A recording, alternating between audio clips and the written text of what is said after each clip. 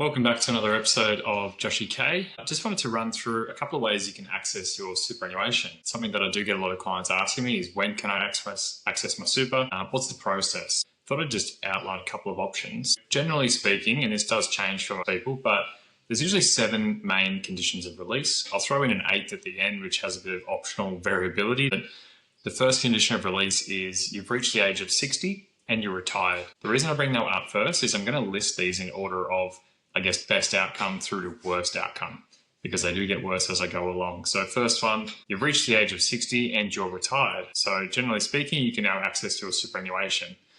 Number 2 would be that you're age 65, even if you're still working. So that's the key distinction between those first two. Just because you reach age 60 doesn't mean you can just access the majority of your super. You can access limited amounts. We'll get more into that in another video, but you generally can't access the full amount unless you're fully retired, or you can access it even if you're not retired, but you have to be at least 65. So that's number 2.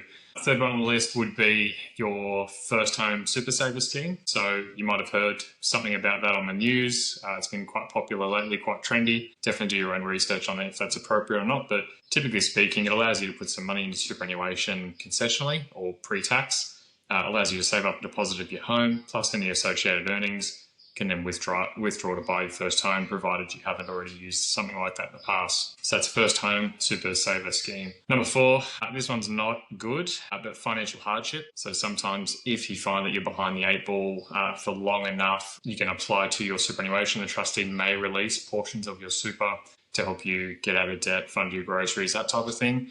Pretty hard to access, but it is an option for first people who get in that position to apply and potentially get some super out under financial hardship. After that, we've got totally and permanent disability, so TPD.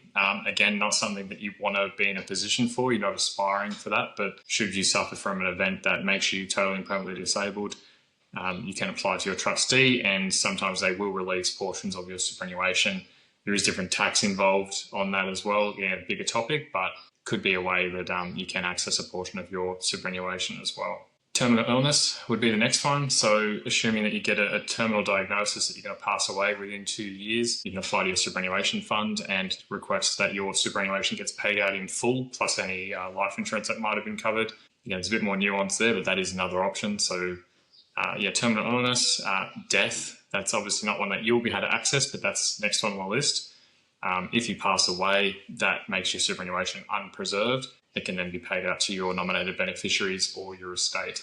Number 8, and this is where there's some variability in this one. So again, should you still be your age 60 and you are still working, you may be eligible to commence a transitional retirement strategy. It may or may not be appropriate to your circumstances, but it can allow you to access up to 10% of your super balance every year, which is supposed to be designed so that as you step back from 5 days a week down to 4 days or 3 days, you can supplement your income. Some people use that to continue working full time and access superannuation to do larger contributions or pay down debt depending on their circumstances. That's another one there. There's also, if you've got less than $200 in your super balance, oftentimes if you log into your MyGov through the ATO, you might have multiple super funds listed from different work you've done with various employers where they'll set up another default super fund for you. If the balance is less than $200, oftentimes you can actually withdraw that from superannuation as well. Another one could be if you leave Australia. So you've moved overseas and you've permanently relocated, provided you meet different tests and requirements, you may be eligible to have that paid out as well,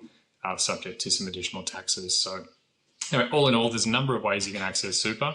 Easiest way, again, I typically think about it is got to be at least age 60 and retired, or 65 and still working. Anything outside of that really comes with a lot more terms and conditions. But if you found that helpful, like and subscribe, and I'll see you in the next one.